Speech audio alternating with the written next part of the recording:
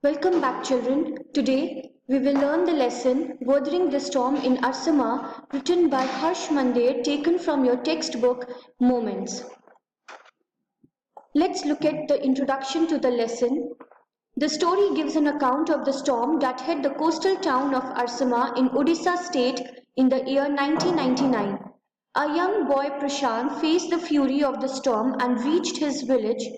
The details of how he worked hard to help the villagers overcome the devastation caused by the storm inspire us to have courage and a positive approach towards life. Let's come to the summary of the chapter. Prashant was a young boy of 19 years of age. He belonged to the Kalikura, a village in the coastal state of Odisha. He had lost his mother 7 years ago on 27th October 1999 when he was visiting a friend in Ersama. A super cyclone hit the area. There was large-scale devastation. The gushy winds and rains continued for 2 days. They remained on the rooftop of the house and survived on the tender coconuts from the coconut trees that had fallen on the roof. As the rain stopped, Prashant left for his home as he feared the worst for his family. He took a stick to help him find the road.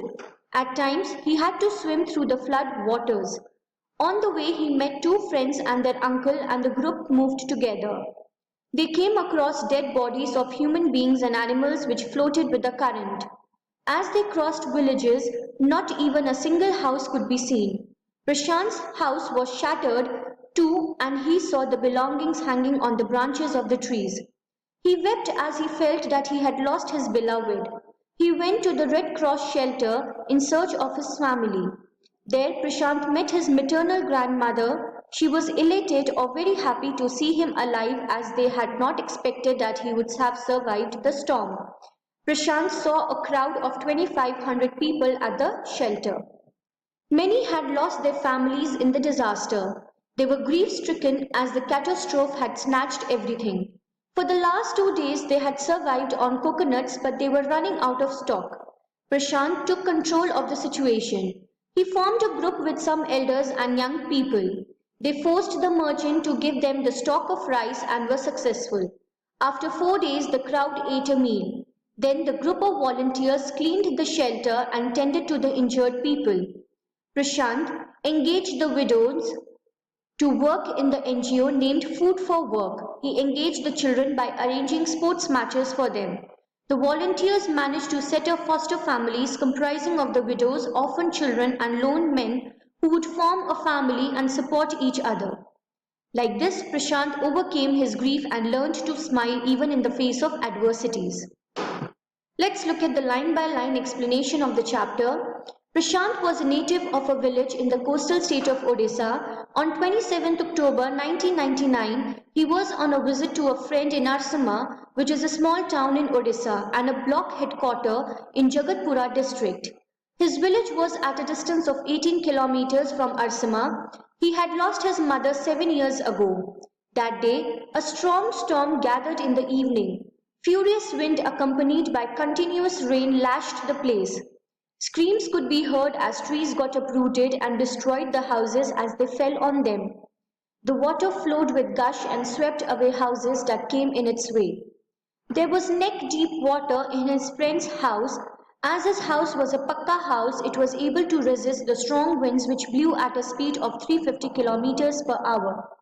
His friend's family was terrorized because in the middle of the night, trees had fallen on the house, damaging the roof and walls of the building. The storm continued for the next 1.5 days, although the wind had slowed down. To escape the rising levels of water, Prashant, along with his friend and his family, took shelter on the roof of the house. As the day dawned, Prashant saw the destruction caused by super cyclone.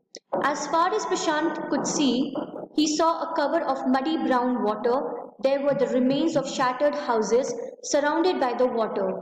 Dead bodies of animals and human beings floated in the water. Huge trees had fallen and were floating around. Two coconut trees had fallen on the roof of their house. Initially, they thought that the trees had damaged the roof and walls of the house, but later they realized that this proved to be beneficial for them. As they were trapped in the house, they ate the raw coconuts from these trees and saved themselves from dying due to starvation. They spent the next 2 days on the rooftop. Everyone was so scared that they sat together in a group. It was very cold and the continuous rain washed away Prashant's tears. He was worried about his family members. Maybe he could say have lost another family member and would be in grief over the loss of a loved one once again. This thought worried Prashant. The rain stopped after 2 days. It seemed to Prashant that the 2 days' time was as long as the duration of 2 years. This shows that it was very difficult for him to pass the time as the worry about his family's well-being worried him. The rain had stopped and the water was receding gradually. Although it was dangerous to go out, he did not waste any more time and left to find his family. His friend's family requested Prashant to stay back, but he left. With the help of a long stick, Prashant started the 18 kilometers long journey back home. As he passed through the flood water, the journey got inscribed in his mind forever. He had to use the stick to guide him and find the path where the water was shallower. At some places, the water was waist deep and his pace slowed down.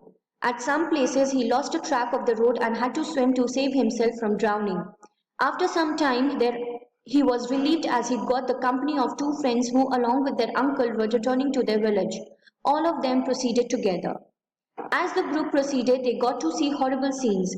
They had to push dead bodies of human beings and animals which were being swept around with the current of the water. As they crossed villages, not even a single house was seen. As Prashant's fear grew, he wept loudly. He was sure that his family members would not have survived the disaster. When Prashant reached his village, Kalikuda, he became numb on seeing the remains of his house. Their belongings were scattered in the water and some things hung on the branches of the trees. Just above the food water, he decided to look for his family at the shelter set up by the Red Cross Society. At the Red Cross shelter, he saw his maternal grandmother. She appeared weak but was glad to see that Prashant was alive. She rushed to him with her arms open and her eyes full of tears. It was a miracle for her as the family had thought that Prashant would not have survived the storm. As Prashant's extended family came to know that he had come, they gathered around him and hugged him in relief. Prashant saw that everyone was worried and injured. He met his siblings, uncles and aunts. The next morning, Prashant realized that he had to get over his emotions and take charge of the situation. The huge crowd of around 2,500 people in the shelter was full of sadness as they had lost everything in the storm. 86 people had been killed by the super cyclone. They had been at the shelter for the last 4 days. They had been eating raw coconuts, but now these were insufficient for the large number of people. Prashant, who was very young at the age of 19, decided to lead the crowd of distraught villagers. He formed a group of villagers, including the elders and the youth. They planned to force the local merchant to give them the stock of grains and rice to feed the people. The group succeeded and swam through the floods to get food for the crowd. No one was bothered by the fact that the rice was getting rotten because they were starved and were ready to eat even the rotting rice. The branches of broken trees were used to kindle a fire. As they were wet, burning a fire was an arduous task. It was a slow fire, but they managed to cook the rice on it. The survivors ate a meal after 4 days. The second task of the group was to clean the shelter. They removed garbage, cleaned excretory waste, dead bodies, and tended the injured. On the fifth day after the super cyclone, a military helicopter flew over the shelter and dropped food parcels. It did not return later, but they needed food, so the youth in the crowd gathered empty utensils. The children were made to lie in the sand with the utensils on their stomachs to indicate to the passing helicopters that they needed food. The helicopters got the message and returned with food and other necessities for the crowd at the shelter. A large number of children had been orphaned in the super cyclone. Prashant put them together under a polythene sheet. The women in the shelter were deployed to look after the children and the men arranged food for everyone. The sadness of the children and women in the shelter was growing with each passing day. Prashant requested to work in the NGO called Food for Work. In order to keep the children busy, he organized sports events for them. He took help of other volunteers to help the widows and orphans to return to normal lives. The government had proposed to set up separate institutions for widows and orphans, but this proposal was successfully rejected by Prashant. He felt that these separate institutions would neither help the orphan children nor would they be beneficial for the widows. These volunteers wanted to settle the orphan children and widows in foster families where they would get love and security. After 6 months of the disaster, Prashant has come out of the grief of losing his mother because he was engrossed in helping others that he forgot his pain. All the widows and orphans looked up to him in their time of grief, and so he learned to come out of his gloom and smile.